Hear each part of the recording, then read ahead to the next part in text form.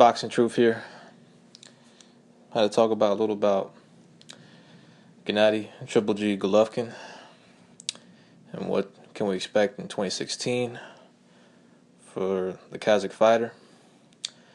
He's one of the fighters that had a really good year in 2015. He was active. He had 3 fights, all against solid opposition. I know many will disagree, but truth is he fought a top 5 contender in Martin Murray. Dominated him. Murray couldn't do anything. Couldn't even win a round. Got destroyed. Submitted in the 11th. It was an impressive win for Golovkin. It was considered the biggest test for him at the time. He passed with flying colors. And then he went off to destroy Willie Monroe, who was a solid fighter. Nothing great, nothing special, but was considered top 20 when Golovkin fought Monroe. He was coming off a Boxino tournament win, so he had momentum going into the fight. He was a southpaw, undefeated, and he brought a different look to Golovkin, different style. But the thing is, Golovkin is murder. When it comes to guys who stick and move, I think it's the wrong way to fight Golovkin. I think for a fighter to have a lot of success against Triple G, they got to go to the danger zone. They got to get inside. They got to get in Triple G's chest, not let him get leverage behind his shots. The downside to that is that Triple G's hit so hard that it's a lot of risk to get inside on Golovkin. You got to be in tremendous condition. You got to take a hell of a punch. And you also have to do damage when you get in there. Otherwise, the more he hits you, the more tired you're going to get. So, Golovkin got through Monroe rather easily. He was expected to do that. He was a huge favorite. He went on to fight David Lemieux. He unified with Lemieux. Finally, a middleweight title holder had the balls to step in the ring with Triple G. The interesting thing about that fight was Golden Boy figured we might as well roll the dice with Lemieux, match him with Golovkin, because they knew that David Lemieux's he's a beatable guy, a good fighter, but beatable guy, flawed. And if they was going to take an L with Lemieux, they might as well match him with Golovkin for the biggest payday. And if they got lucky, maybe Lemieux lands a big shot, knocks Golovkin out, and they would have matched him with Canelo in April or May of 2016. But that didn't happen. Golovkin showed his brilliance that night. I was there. I attended his fight. He jabbed the shit out of Lemieux. Didn't let him get inside. Ruined his rhythm. Couldn't really get off. Golovkin showed his boxing skills. He showed he's not just a power puncher. The guy's really seasoned. He knows what he's doing. And now, for 2016, people were upset that the Canelo fight wasn't going to go down in May.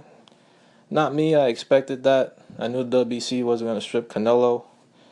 Canelo's arguably the biggest draw in pay-per-view now that Mayweather and Pacquiao are on their way out. So there was no way the WBC, who's a sanctioning body that, looks for the most money, there was no way they was going to strip him and, not collect those tremendous 3% fees from Canelo. So they weren't going to do that. But they did work an arrangement out with Canelo and Triple G's team. They're going to each take an interim fight. Triple G's looks like he's going to come back in April.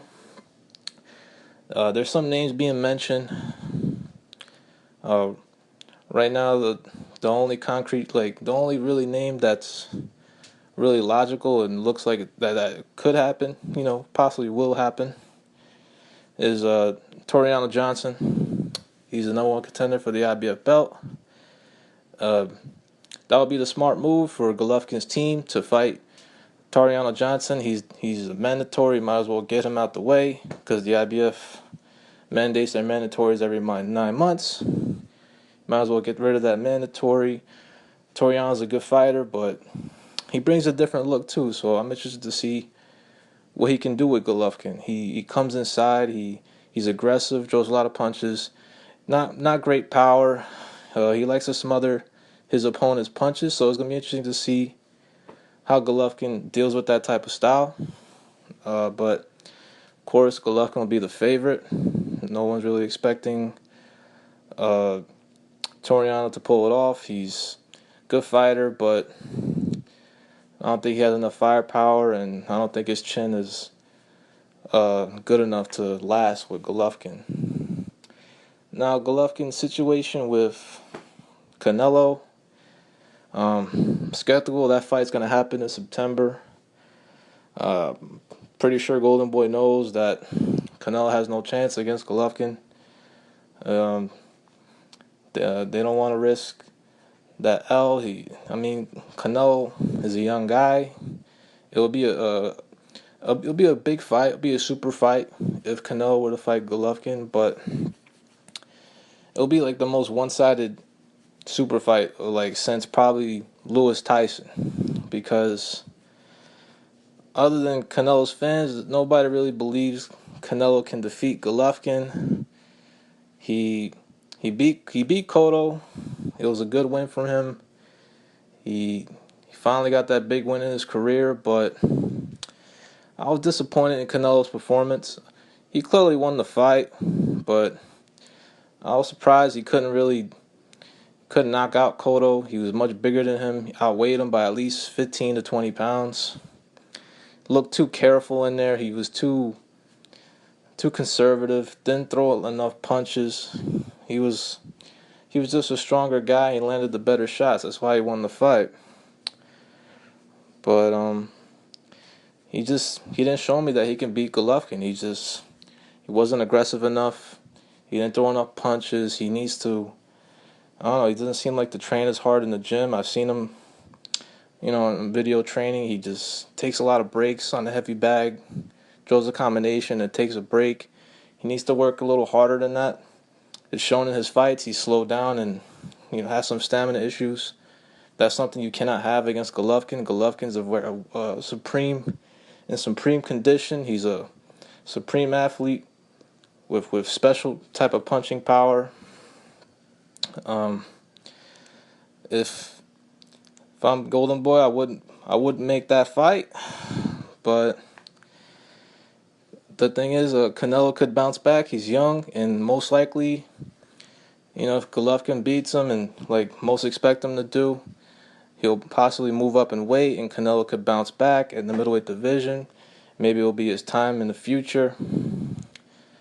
But Triple G, he needs to. I think he should forget about all the belts. I think that ship has sailed. A lot of these guys just don't want to fight. They're running scared from Golovkin. They know he's the real deal. They've heard the legendary stories from the gyms. The beatdowns and sparring he's dished out to notable fighters. I have no interest in watching him fight Sanders anyway. I already know he'll beat him. I have no interest in that fight. I would like to see Danny Jacobs fight Golovkin. I think he has a better chance than Canelo because he has the natural size. He's punching very hard. He's a better matchup, but he's going to have to be reasonable with his purse offer. He's asking for about $3 to $3.5, $4 million purse. That money ain't there right now for that fight, so not too likely that fight will happen.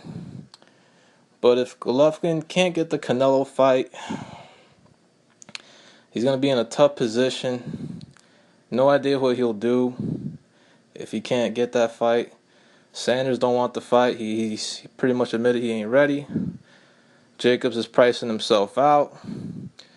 Golden Boy knows that Canelo can't beat Golovkin, so Golovkin's in a shitty situation. He might have to consider a move up in the weight division for a big fight. And that big fight, in my opinion, could be against Gilberto Ramirez. Zurdo Ramirez, the guy promoted by Top Rank, a super middleweight. He looks like he's gonna fight Offer Abraham early next year for his strap at the super middleweight. I expect Zurdo to beat Abraham and pick up that strap. Bob Arum has mentioned this matchup in the past. He thinks it'll be a great fight. I think so too. Zurdo's an offensive fighter. He's big. He's much bigger than Golovkin. It will be an entertaining fight. It'll be interesting.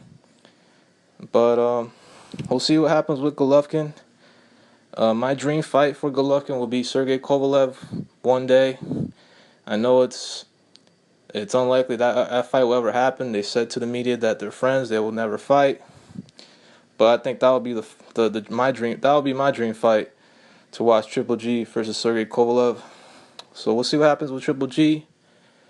Hopefully he gets a big fight in 2016, and most likely his star will rise if those knockouts continue. This is Boxing Truth. I'm out.